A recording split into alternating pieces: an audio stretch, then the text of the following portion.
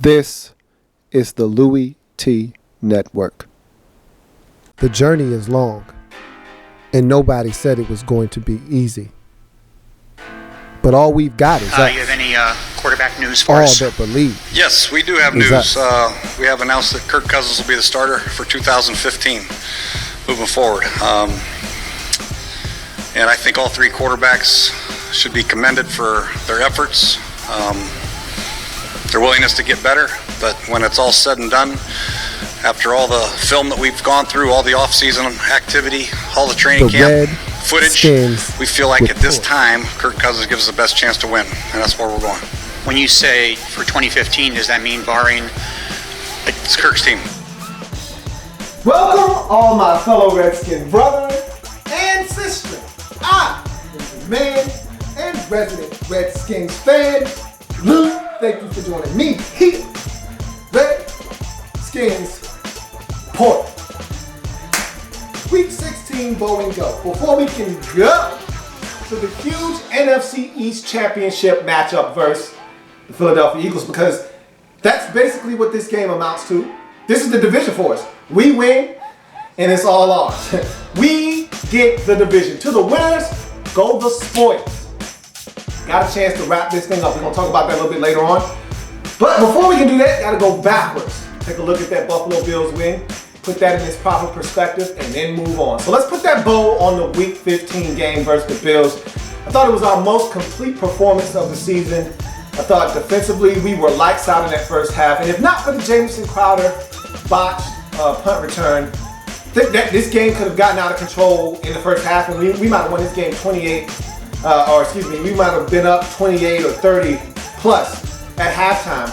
And the way the defense responded to that bit of adversity, though, was beautiful. It's what you look for from a team, a complete team, okay?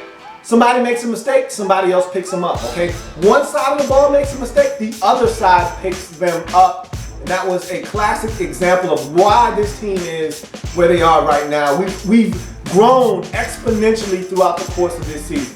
I mean, we can't even quantify how we've grown leaps and bounds this season from where we started to where we are now. And I've talked about the process. I've preached process all season long. And it's just beautiful because this weekend versus the Eagles is going to be a culmination of a number of things, and we'll talk about that a little bit more when we get to the Eagles in Week 16. But last week versus the Bills, I thought was the offense really starting to click on all cylinders. We're really starting to see what D-Jax means to this offense. A healthy Jordan J. Reed, what he means to this offense. Good to see PG 88 getting involved in, because he does all of the dirty work. He does all of the things that you don't ask all of the other receivers. Go over the middle, block, do all of the tough and dirty things that not everybody wants to do. Get his hands a little filthy and nasty. That's what Pierre does, and it was good to see him rewarded for his efforts with some big plays, including that touchdown late in the ball game to really put Buffalo out of commission. Jamison Crowder is another guy still coming on. We've got weapons, and I've talked about that all season long. And now, I love this term that Kirk has come up with. He's a distributor, and he's getting the football into the hands of playmakers and allowing them to make plays. And you saw that probably out on its best and most full display on Sunday versus the Buffalo Bills. Defensively, we're coming along. Still think we've got a ways to go, but you see the makings of a defense that's starting to get it. And it's starting to click at the right time. I thought we were better against the run in recent weeks before this game. We had a couple of mishaps. The Gillespie run for 61 yards and a touchdown. I thought Tyrod Taylor, we're not going to see a quarterback like him the remainder of the season unless we play Seattle and Russell Wilson. We're not going to see a guy that's going to challenge us from an athletic standpoint like a Tyrod Taylor. I just threw that out of the window because the Bills rushed for over 200 yards. At least 70 of those yards came off of the legs of Tyrod Taylor. So to me, that doesn't count. And I know you want to say, well, bottom him up. We don't have good enough team speed to do that. So the fact that he gained 75, 80 yards rushing on us, it doesn't surprise me. And then you take that Mike Gillespie, and I know you can't do this. I hate when people say, well, just take this run out. You can't do that. It's part of the statistics. But the 61-yard run and Tyrod 70 or 80 yards, that's 140 yards, 130 yards right there of rushing offense by itself. I thought we did a great job outside of those two plays and Tyrod Taylor in general. really doing a good job of bottling up the run for the most part. So I was somewhat pleased with what we did there. I was a little perturbed and annoyed at the big plays. You know, Samuel Watkins is a big time threat for them and a guy that can go over the top and hit big plays. And I talked about that in the pregame and the leading up to this game and the bow and go last week. Don't let that guy get us, and we let him get us for a couple of scores, and that one at the end, I could throw that one out of the window, even though you would have liked to have seen us shut the game down and don't allow them to get over 20. Okay, fine, they scored there, but the one that really had me upset was the one that got them to 17, which made it a tight ball game, 28-17. D'Angelo can't give that up, and you can tell he's still trying to battle back from the double Achilles surgery, and then B, he's playing a new position. He's still learning the nuances of the position, so he can't run like he used to. And maybe some of that will come back. You know, he maybe gain a step next year after fully healing and being back for an entire year. But he couldn't keep up. You got to be in better position there to not give that up over the top. And they could have made other plays. Chris Hogan dropped one on D'Angelo, and that should have been a catch. Went right through his arm. D'Angelo was in great position, but he jumped too early. He never got his hands on the ball. But look. Outside of that, I thought we did some good things defensively. I think special teams, we got to be able to make plays now. And at first, I'm still a staunch supporter of just not being special. Just do the ordinary thing on special teams. Don't try to be special, because when we do, we have things like Monday night versus the Cowboys happen, or we have something like what happened against Buffalo with Jamison Crowder happen. But I'm at the point now where the defense is stepping their game up, offense is stepping their game up. Outside of D-Hop, Dustin Hopkins. And he didn't have his best game kicking the ball because the Bills had at least 3 or 4 returns. But the beauty was we got guys running down there that's stealing these kicks now. They're not getting great returns at all. And so I really love what we're doing there. We had a bunch of injuries leaving that Buffalo game. I think a lot of these guys are going to play. We need Comp out there. He left the game with a stinger. I'm hearing good things about him and the prospects of him playing. Hatch, is going to sit out most of the week in practice, but he's probably going to be able to play. You had Deshaun Golson. I'm a little worried about him because I'm hearing that he's got multiple injuries going. He's really banged up, and it'd be great if we could clinch on Saturday versus the Eagles, because we got a lot of guys that could use that extra week of not having to play against the Cowboys, and it just kind of healing up. That would be awesome. And speaking of which, great performance versus the Bills. We scored 35 points. Kirk Cousins solidifies a lot of things for us. We got the win versus the Bears the week prior in a row, so we don't want to hear about that anymore. Let's go on to week 16 and talk about this huge, monumentally huge NFC East showdown with the Philadelphia Eagles on the road. I don't want to toot my own horn, but all season long, nobody believes, and you hear this on the intro of this video, that we're the only ones that believe. All that believes is us. And I think this year that rings more true than any other time in Redskins' recent history, because who thought the Redskins would be here at this point? I mean, hell, half of the fan base, including myself, didn't think we would be at this point. Nobody could predict that Romo and Bryant would go down and give everybody else in the NFC East a chance to win this thing, but we still had to go out and make it happen. Just because the Cowboys stink and they had injuries doesn't mean that we were going to rise up to the occasion and take advantage of the opportunity. We can still be 5-11 right now, okay? We can still be 4-9 or 4-10 like the Cowboys going into this game. But we went out and took advantage of this opportunity and put ourselves in a position at 7-7 to clinch this division in week 16. So I don't want to hear anything about who's injured and who's not performing well. We're performing well enough to get it done. And nobody believes. Before the season started, all the publications had us as one of the worst teams in the league. And look where we are now. And you can sit here and say, oh, the NFC East is garbage and the Redskins are trying to sneak their way into the playoffs. Let them keep believing it, okay? We're a much better team now than we were a month ago. Hell, we're a better team than we were 2 weeks ago. This team is getting better by the week. The defense is getting better. The offense is starting to perform at a really high level. I'm talking about best in the league type of performances by this offense. And yeah, I know I'm going a little over the top, but who else in the league has a Deshaun Jackson on their team?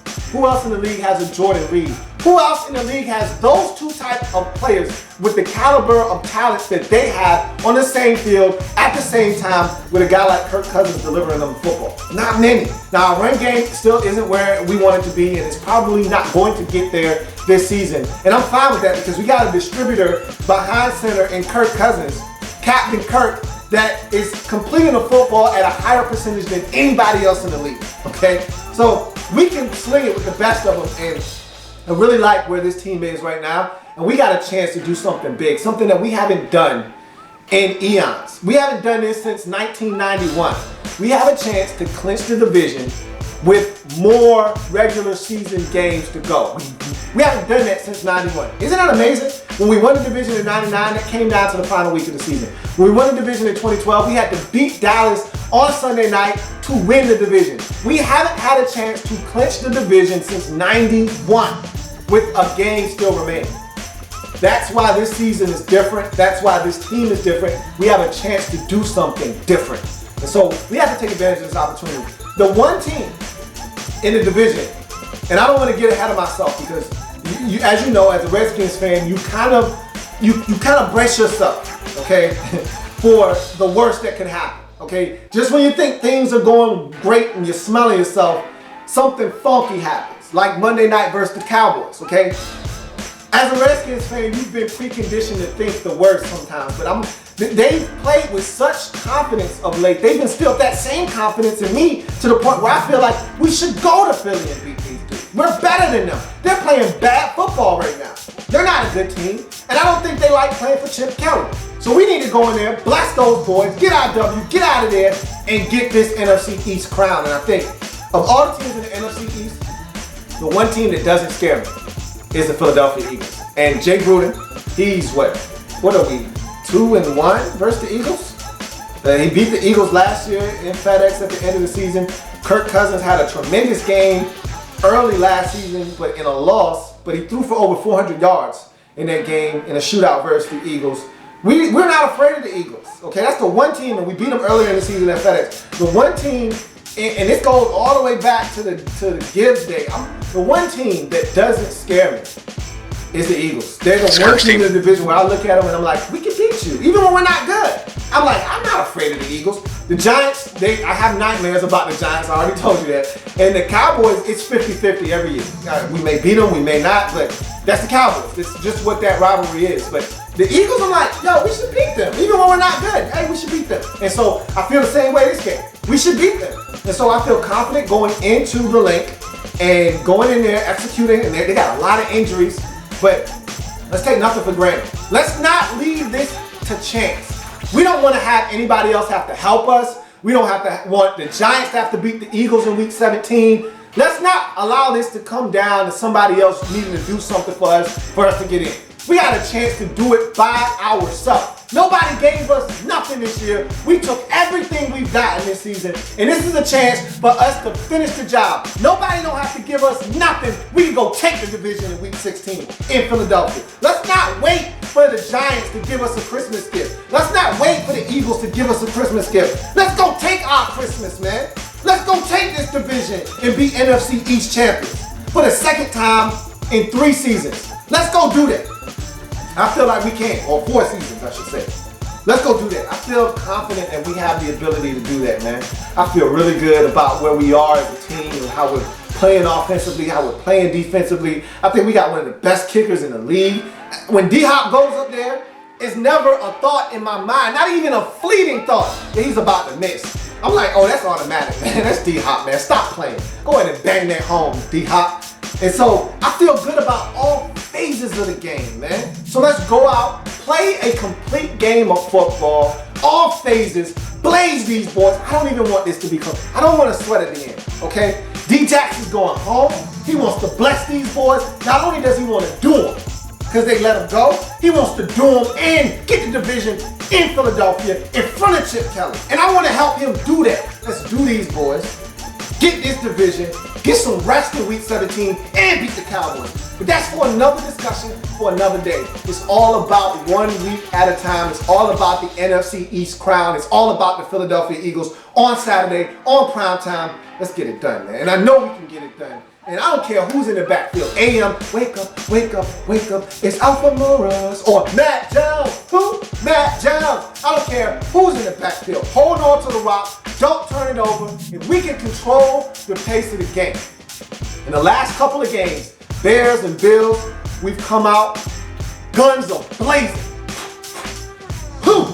Last couple of games, coming out scoring. If we can do that, jump on the Eagles early, got it. We got it. I am a Redskins fan, etched in burgundy and gold. My Redskins spirit will never die, my Redskins spirit will never fold. Until we meet again, hail to our beloved Redskins. You know what time it is. You know what I'm about to say, but before I do, Merry Christmas to every single Skins fan out there, non-Skins fan out there. It's about to be a real Merry Christmas for us, because the day after Christmas, we're going to be NFC East champs. Go get them, fellas. Bring home the crown. There's plenty more where that came from. While you're here, subscribe to the channel. If you want more Louie T, be sure to follow me on Twitter at In The Lab Room, or you can like the Facebook page at In The Lab Room. That's In The Lab Room on Facebook and at In The Lab Room on Twitter. Don't forget, subscribe to the channel if you haven't already done so.